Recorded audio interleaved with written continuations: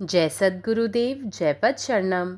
मेरे सद्गुरु की वाणी परम संत महात्मा यशपाल जी महाराज का प्रवृत्ति में निवृत्ति गृहस्थ धर्म के लिए श्रीमद् भगवद गीता का गीता सुधा भाष्य अध्याय 8 श्लोक 5। अंतकाले च मामेव स्मरन् मुक्त्वा कलेवरम् यः प्रयाति समद्भावं याति नास्त्यत्र संशयः।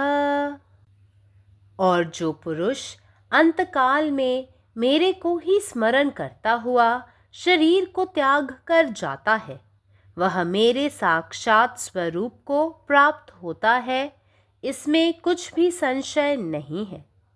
जो पुरुष अंदर और बाहर आत्म रूप होकर मद रूप हो जाते हैं, उनके लिए बाहर का पंच महाभूतों वाला देह रूपी आवरण इस प्रकार गिर जाता है कि उन्हें पता भी नहीं चलता।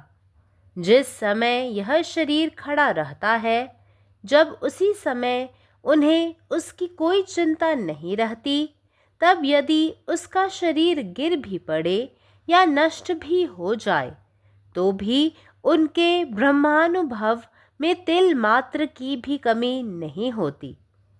यदि किसी गहरे जलाशय में पानी का घड़ा डुबाया जाए, तो वह अंदर भी पानी से भरा रहता है और बाहर भी चारों ओर पानी से घिरा रहता है।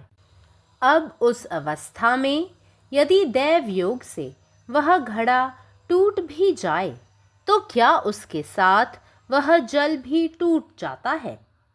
ठीक इसी प्रकार यह नाम रूपात्मक देह भी नष्ट हो जाता है, परंतु उसमें की ब्रह्म नामक सद्वस्तु उस देह आदि के बिना ही स्वरूप से ज्यों की त्यों बनी रहती है। फिर जो बुद्धि उस ब्रह्म स्वरूप के साथ समरस होकर स्वयं ब्रह्म ही बन जाती है, फिर किसी प्रकार भी छिन्न भिन्न और अव्यवस्थित हो सकती है। इसलिए जो लोग इस प्रकार देहावसान के समय मुझे जानते हुए शरीर छोड़ते हैं, वे तद्रूप ही हो जाते हैं। And whoever at the time of death, leaving the body, goes forth remembering me alone, he attains my being. There is no doubt about this. The essence of the sum total of the entire thoughts and feelings that have been taking place in the mind of a man during the span of his life stands condensed into a single state of mind at the time of his departure from the body. To effect the thought of the Lord at the last moment is therefore well nigh impossible. Preparation for it has to go on all through the life. He who is absorbed in the thought of God while departing from the body gets merged in cosmic consciousness and naturally reaches the eternal and the immortal, the supreme abode, reaching which there is no return. Om. जय गुरुदेव, जय पदशरम. आणि जो मनुष्य आपल्या अंतिम क्षणी माझे स्मरण करून देह सोडतो, तो माझे खरे स्वरूप प्राप्त करतो, यात काहीच शंका नाही. जे मनुष्य अंतर्मन आणि बहिर्मन आत्मसाक्षात्काराने विद्रूप होतात, त्यांच्या शरीरावरील पंचमहाभूताचे बाह्य आवरण अशा प्रकारे गळून पडते की त्यांना त्याची जाणीवही होत नाही.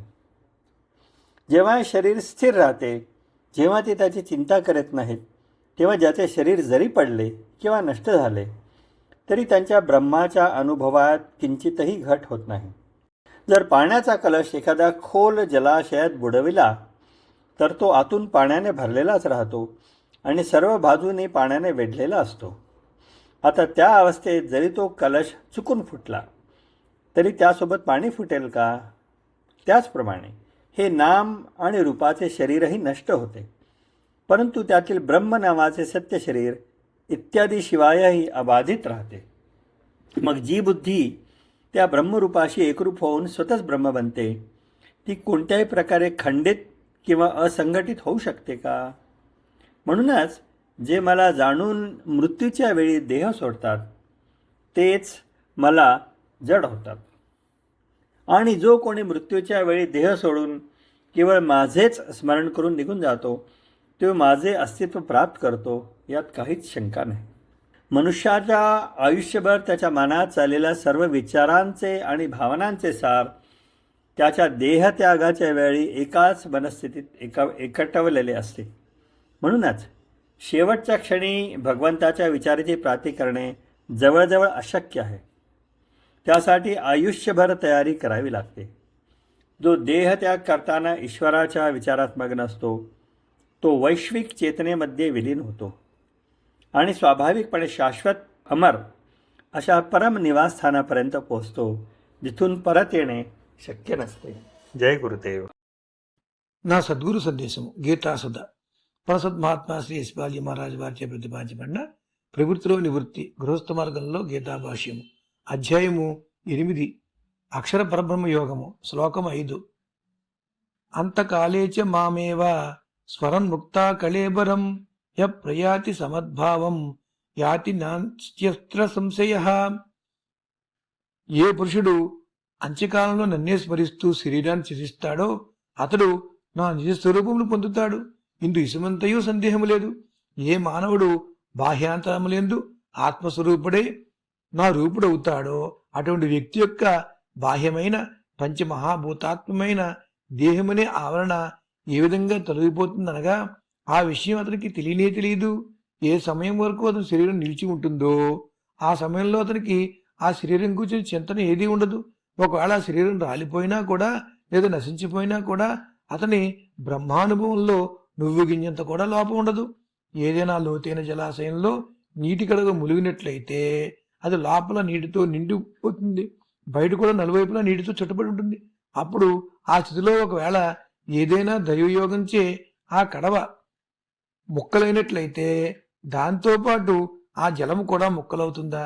సరిగ్గా ఇదే ప్రకారంగా ఈ నామరూపాలు గల దేహం కూడా నశిస్తుంది.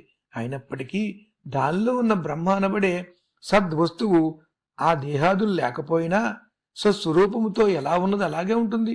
పిమ్మట బుద్ధి ఆ బ్రహ్మస్వరూపంతో సమరసత్వమును పొంది స్వయంగా బ్రహ్మే అవుతుంది.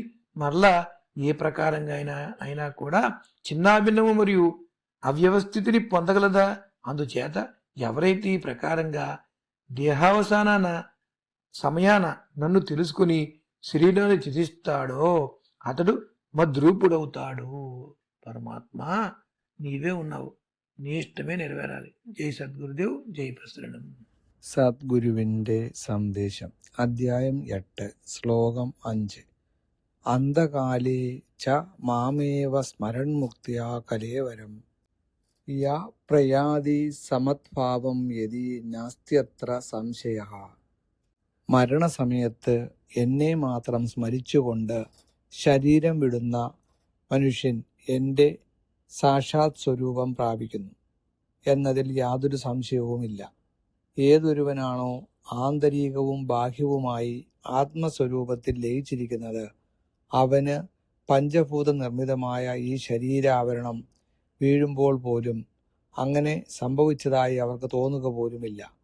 ഈ ശരീരം നിലനിൽക്കുന്ന സമയത്ത് തന്നെ അതിനെക്കുറിച്ച് അവർക്കൊരു ചിന്തയുമില്ലെങ്കിൽ പിന്നീട് അത് വീണാലും അഥവാ നശിച്ചാലും അവരുടെ പരബ്രഹ്മാനുഭവത്തിൽ ഒരു മാറ്റവും ഉണ്ടാവുന്നില്ല.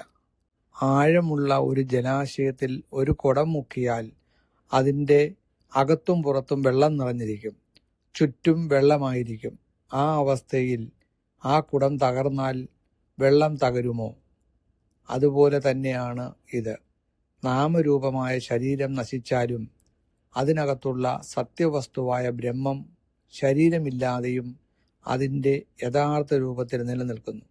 അങ്ങനെ ബ്രഹ്മസ്വരൂപവുമായി ലയിച്ച് സ്വയം ബ്രഹ്മമായി തീരുന്ന ബുദ്ധി പിന്നീട് ഏതെങ്കിലും വിധത്തിൽ ചിതറുകയോ അസ്ഥിരപ്പെടുകയോ ചെയ്യുന്നില്ല.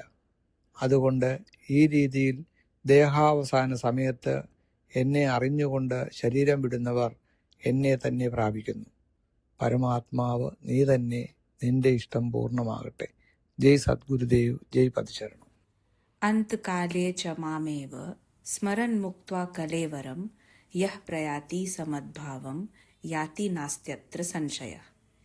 अजय पुरुष अंतकाल में हमरे स्मरण करे शरीर छोड़ देत छथि से हमर साक्षात स्वरूप के प्राप्त करैत अछि. एमे कनिको संशय नहीं अछि. जे पुरुष भीतर आ बाहर दुनू ठाम आत्मरूप भऽ कऽ एक रस भऽ जाइत छथि, हुनका लेल बाहरी पंच महाभूत सँ बनल देह रूपी आवरण अहिना ढहि जाइत छनि आ हुनका बुझाइतो नहि छनि. जखन शरीर ठाढ़ रहैत अछि तखने जखन हुनका ओकर कोनो चिंता नहि रहैत छनि, तऽ जँ शरीर ढहि जाय वा नष्ट भऽ जाय तखनो हुनकर ब्रह्मानुभव में कनिको कमी नहि होइत छनि.